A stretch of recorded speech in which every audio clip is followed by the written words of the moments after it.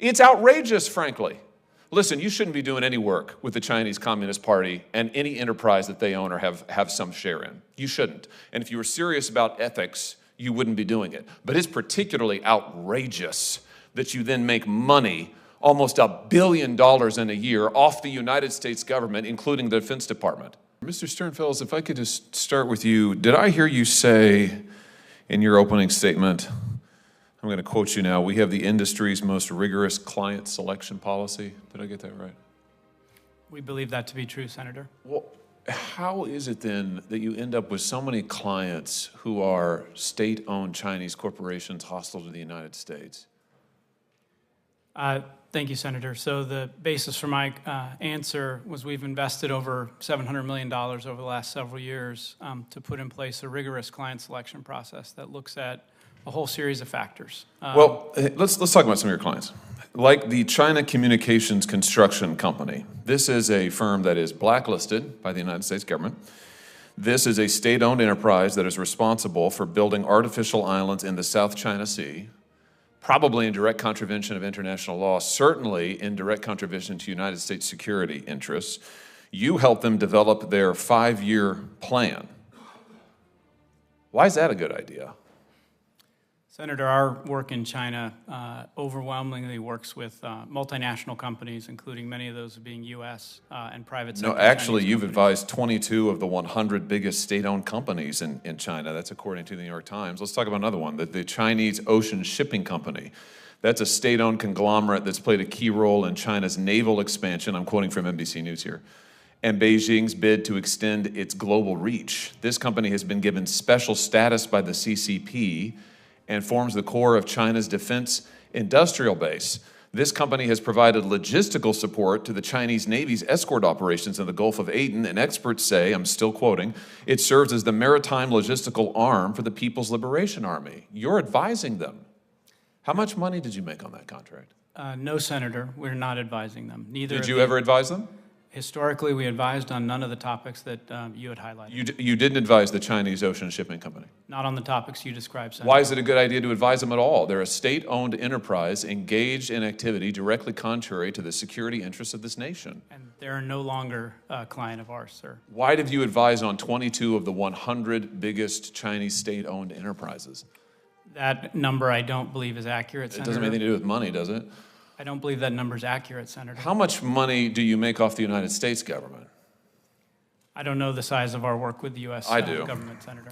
In 2021, you made more than $850 million in consulting work for the federal government with the Department of Defense as your top client. When you bid for those government contracts, did you disclose your work for these Chinese state-owned enterprises that were conducting activity adverse to our national security? Did you disclose it to the Department of Defense? Senator, we take OCI incredibly seriously and have even gone beyond what is required around disclosures. So that's a yes?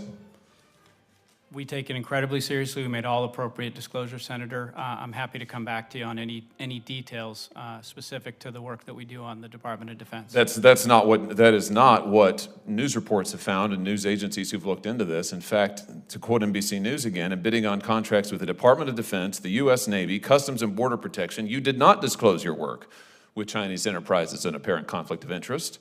A report in 2021 showed, December 2021, that you admitted to providing services only for provincial and local governments in China, but not for the central government in China. My question is, why should you be able to get any contracts in the United States government? If you're going to advise foreign nations who are hostile to us and make gobs of money off of them, why should you be getting U.S. government contracts? Senator, we've never worked with the Chinese Communist Party or the central government in China, to the best of my knowledge. You're working with state-owned enterprises. China's not a democracy. They own these companies. These companies are doing the bidding of the Chinese military, and you're making money off of it, hand over fist. My question is, I guess if you want to do that, I guess it doesn't violate the law, but I just wonder, why is it that you should then be able to turn around and make $850 million in 1 year alone off the American taxpayer? I mean, explain that to me. Senator, our work with the federal government, we stand behind. We bring... Well, I'm sure you do. It's incredibly lucrative. That's the problem. You make gobs of money off of our enemies, and then you turn around and you make gobs of money off of us. It's outrageous, frankly. Listen, you shouldn't be doing any work with the Chinese Communist Party and any enterprise that they own or have some share in. You shouldn't. And if you were serious about ethics, you wouldn't be doing it. But it's particularly outrageous that you then make money, almost $1 billion in a year, off the United States government, including the Defense Department. Now, I have introduced a law that would prohibit you from doing just this, and I will continue to push it until we get a vote on it. Now, let me ask you about one other thing, since I've got you here. And I have to tell you, since I represent the state of Missouri that has been absolutely devastated by the opioid crisis. And I know you know a lot about that, because speaking of money, McKinsey has made an unbelievable amount of money off of the opioid crisis. Let me ask you about this New York Times report, which found that McKinsey proposed paying a $14,810 bounty to pharmacies for each opioid overdose. Is McKinsey proud of that work? Senator, our work was designed to actually reduce opioid abuse. Really? Let me ask you about this. I think we've got a poster of this. We sell hope in a bottle. This is an advertising campaign you came up with. We sell hope in a bottle. That's for opioids. Hope in a bottle. You help Purdue Pharma market them to children. The Massachusetts Attorney General has filed a lawsuit that has all of these disclosures in it, describing how McKinsey consultants recommended and pushed Purdue to turbocharge OxyContin sales. McKinsey urged the Sacklers, owners of Purdue, to make a clear go, no-go decision to turbocharge the sales engine. The consultants pushed the board of directors to turbocharge the sales engine, to drive up the sale of opioids that is killing people left and right. Is McKinsey proud of that work? Senator, as I had stated in the House, we were too slow in seeing the epidemic unfold around us. You helped cause the epidemic. No, Senator.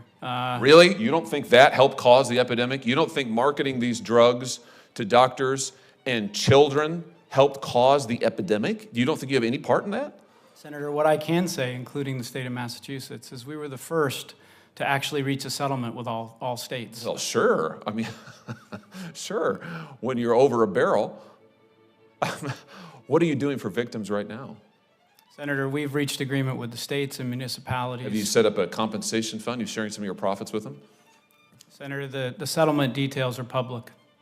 Well, I'm asking you. I mean, have you set up a compensation fund? Share some of your prodigious profits with the victims Senator, whose lives you helped destroy. Our substantial settlements go to exactly that cause. You know, I've sat here and I've listened to your responses to my colleagues, and it's the same old thing over and over. You don't want to be accountable for anything that you do. But I tell you what, this is unforgettable and frankly unforgivable. And your work right now, taking money from this government as you help the Chinese Communist Party, is absolutely unforgivable. And I will not rest until it is illegal. Thank you, Mr. Chairman.